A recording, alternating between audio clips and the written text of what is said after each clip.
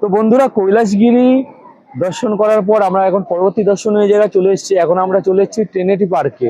আর Trinity পার্কে চলে এসেছি, এখানে এসে তো সত্যি একটা সমুদ্র আর সঙ্গে একটা পাহাড়ের একটা যে মিশ্রণ ব্যাপারটা রয়েছে, অপূর্ব জায়গা বন্ধুরা।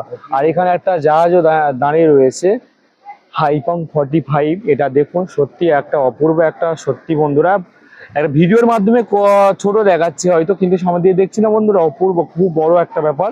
আর এমনি পাহাড় সব দেখাই পাচ্ছেন, এই দেখুন সামনের জায়গাটা। আর সবাই এখানে আছেন, অনেক লোকজন রয়েছে।